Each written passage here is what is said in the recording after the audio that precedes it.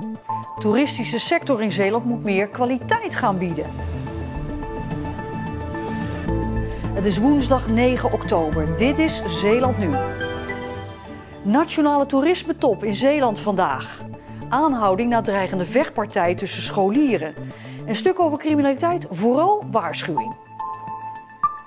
Dag dames en heren, de Zeeuwse recreatiesector moet meer kwaliteit gaan bieden. Dat bleek vandaag tijdens de Nationale Toerismetop op Neeltje Jans. Zeeland moet zich meer gaan richten op mensen met geld. City marketing, dat associeer ik heel erg met van die slogans. Wie weet de city marketing slogan van Goes? Goes is Goes. Daar valt geen spel tussen te krijgen. Een vrolijke noot om een serieuze top te openen. Iedereen die iets voorstelt op het gebied van toerisme in Nederland was vandaag op de Nationale Toerismetop. In het topshuis op werkeiland Neeltje Jans. Dit is vandaag dé plaats in Nederland om te praten over toerisme, de toekomst van het toerisme en hoe een provincie als Zeeland bijvoorbeeld daarvan kan profiteren. En het is niet toevallig dat als locatie van deze top onze provincie is gekozen. Je kunt je hier in een wetsuit hijsen of in een mooi pak of jurk om chic uit eten te gaan. Je kunt gewoon lekker aan de friet met mayo in een frietkot. Maar er zijn hier ook sterrenrestaurants te bezoeken. Diversiteit en kwaliteit boven kwantiteit waren enkele thema's die besproken werden. En dat zijn nou net gebieden waarin Zeeland uitblinkt. Er staan nog veel meer concrete... Voor iedere portemonnee. En voor iedere portemonnee in zijn genre kun je werken aan kwaliteit.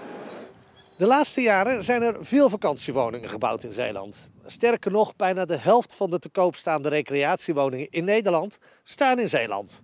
Maar er blijkt ook behoefte aan te zijn, want ze verkopen heel snel en de prijzen gaan door het dak. De gemiddelde vraagprijs van een recreatiewoning steeg van bijna €430.000 in 2018 naar boven de €700.000 begin 2019. Het gaat heel erg goed, laat ik dat voorop stellen. Maar we merken natuurlijk ook wel, het zijn geen zoete broodjes rond de 7 ton. Maar ja, laten we het zo zeggen, tot €500.000 is wel echt een hele goede markt in Zeeland. En daarboven gaat het gewoon goed. Bij zulke bedragen kun je je afvragen of Zeeland niet een soort goudkust dreigt te worden voor mensen met veel geld. Kwaliteit hoeft ook niet per se te betekenen dat het huizen zijn van 6, 7, 8 ton. Maar je kan natuurlijk ook in een hele hoge kwaliteit gaan bouwen. In een wat lagere prijsklasse, zodat we ook een hele diverse groep met bezoekers, toeristen hier zo houden.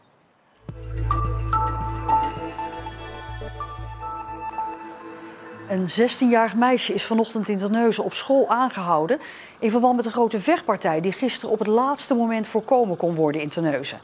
Het meisje wordt verdacht van opruiing. Politie rukte gisteren met 14 agenten en een hond uit om de gespannen sfeer te sussen tussen ongeveer 150 jongeren. Rector Jan Rozen vindt het zorgwekkend dat een ruzie tussen twee meisjes zo uit de hand kan lopen. Ik vind wel de omvang die het kreeg, vind ik ook best bijzonder. En ook best heftig en bijzonder voor kinderen. Hè? Want stel je voor, je komt buiten en je ziet zo'n politiemacht, noem ik het dan maar even. Voor jonge kinderen, nou, dat is toch niet niks. Dus in die zin vind ik het nog steeds wel indrukwekkend. En vind ik het ook jammer dat het gebeurd is. Vanmiddag dreigen het trouwens opnieuw tot een vechtpartij te komen tussen scholieren in de buurt van winkelcentrum Zuidpolder. Inmiddels is daar de rust weer teruggekeerd. In de haven van Vlissingen-Oost komen morgen 3500 Amerikaanse militairen en honderden voertuigen aan. Het gaat om een brigade uit Texas die vanuit Vlissingen over de weg en per schip doorgaat naar Duitsland. Amerika wil meer militairen in Europa omdat de politieke spanning met Rusland is opgelopen. Vanwege het Amerikaanse transport bewaken Nederlandse militairen morgen het havengebied. De ChristenUnie op Schouwen-Duiveland gaat door. Dat is de uitkomst van een besloten vergadering in Zierikzee. Door een gebrek aan bestuursleden dreigde de afdeling ter ziele te gaan. Maar er hebben zich nu nieuwe mensen gemeld. Allemaal nieuwe mensen met echt goede kwaliteiten. Echt niet de minste. Die hebben gezegd, ja, we gaan hier ons hart voor maken. En het was hartverwarmend. De ChristenUnie zit niet meer in de gemeenteraad van Schouwen-Duiveland. Ze zetten haar enige raadslid, Johan Pannenkoek, uit de partij omdat hij zich niet zou houden aan interne gedragsregels. Pannenkoek is overgestapt naar het CDA. De ChristenUnie wil er niet veel meer over kwijt. Ja, ik denk dat de kernboodschap daarin is, het is heel jammer, verdrietig. Ja. Vandaag is het Europees kampioenschap freestyle windsurfen gestart op het Grevelingenmeer. Er doen tientallen Zeeuwen mee. En ook al is het een wedstrijd, zo voelt het niet. Het gevoel van het water, de geluid van het wind, de water die natuurlijk tegen je boord aan klotst. En ja, eigenlijk vergeet je al je dingen en ben je lekker aan het focussen op het surfen. De wedstrijd is georganiseerd door surfcentrum Brouwersdam. Zowel mannen, vrouwen als kinderen kunnen meedoen. Het kampioenschap duurt nog tot en met zondag.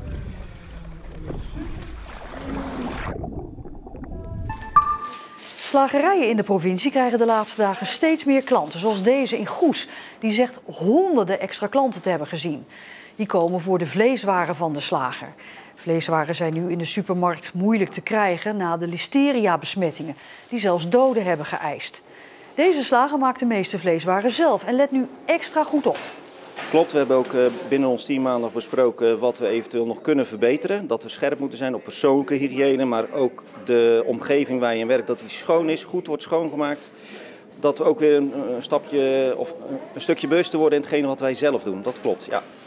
De politie heeft een aanhouding verricht voor de dodelijke aanrijding in de nieuwjaarsnacht in Vlissingen. Dat heeft de politie zojuist bekendgemaakt. Het gaat om een 37-jarige man uit Polen.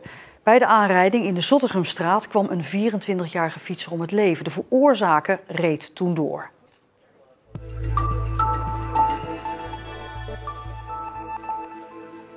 Voor de familie Schmitz uit Goes duurt de onzekerheid voort. Hun dochter Diana is sinds 13 januari vermist. Op die dag maakte ze waarschijnlijk een einde aan haar leven door van de Zeelandbrug af te springen. Haar lichaam is nooit gevonden en daarom is er een crowdfundactie gestart. Edward, Mariola en kleinzoon Enzo, de zoon van Diana, komen nog vaak terug op deze plek bij de Zeelandbrug. Hier op de brug zette Diana waarschijnlijk haar laatste stappen. Iemand heeft ze zien lopen hier nog aan het begin op de Zeelandbrug 's middags. En dat is eigenlijk het laatste wat we van haar weten. En dat de politie later, toen ik natuurlijk alarm heb geslagen, haar spullen op de brug heeft gevonden. De zoon van Diana wordt nu opgevoed door opa en oma. Hij is 3 en weet nog niet wat er met zijn moeder is gebeurd. Hij begint wel steeds vaker toch te vragen van waar is mama of mama weg. En ja, langzaam, hij is nu naar 3 geweest, begint hij misschien toch een klein beetje van binnen te voelen van hé, ja, er klopt iets niet. Van, ik heb ze al zo lang niet gezien, maar hij weet alles. Hij herinnert een hele hoop dingen nog. Aan de ene kant goed, aan de andere kant doet het ook heel veel pijn. Om de zoektocht te kunnen betalen is er een crowdfundactie gestart. Mensen geven bedragen van 5 tot 150 euro. Sommigen laten persoonlijke berichten achter. Klein bedrag, maar uit een groot hart. Wens jullie heel veel sterkte en hoop dat jullie snel iets meer weten. Eindelijk kunnen we iets doen. Veel liefs. Wij leven intens met jullie mee. We kenden Diana als een lief, rustig en gevoelig meisje. We hopen dat jullie Diana snel vinden. Wij staan er ook elke keer eigenlijk versteld van. Tranen in de ogen soms, de reacties van de mensen. Het is ongelooflijk. En of iemand nou veel of weinig kan missen. Gewoon het hele idee al. En dan als ik aangeef in verschillende media heeft gestaan dat gewoon meer als bij elkaar opgeteld inmiddels meer dan 200.000 mensen het verhaal hebben gelezen. Ja, dat is gewoon fantastisch. Een bedrijf dat niet bij naam genoemd wil worden gaat binnenkort naar Diana zoeken. De kans dat ze haar vinden is klein. Dat is eigenlijk wel onze grote hoop dat we ze dan misschien toch terug gaan vinden hier. Wat zou het met u doen als vader als u haar terugvindt? Dat weet ik niet. Ik weet niet. Brandgevaarlijke hennepkwekerijen, drugsafval dat in de buurt gedumpt wordt en horecazaken waar geld wordt witgewassen. Vaak is criminaliteit dichter in de buurt dan mensen denken. En om daar aandacht voor te vragen heeft het Zuidelijk Toneel de voorstelling De Achterkant van Zeeland gemaakt. Een theatervoorstelling over drugscriminaliteit in Zeeland. Kijk, wij voorzien gewoon in een vraag, hè. Het leven is zwaar. Mensen hebben behoefte aan een stukje verdoving, verlossing. Hey, en anders moet ik een keer het journaal aanzetten, hè? Of een krant openslaan. Geen topmanager die schone handen heeft, man. Flikker nou toch op. De financiële wereld, de politiek en de media, dat is de driehoek van het kwaad. In de voorstelling zou je kunnen zeggen, kruip je eigenlijk in het achterhoofd van een aantal mensen die met criminaliteit zijn betrokken. In 3 generaties. Je ziet de jonge generatie die nog onnadenkend, onwetend, overmoedig het leven instapt. Hey, €300 hè. Dat was echt makkelijk verdiend. Gewoon een pakketje afleveren. Hij haalt het op en hij brengt het weg op de scooter. That's it.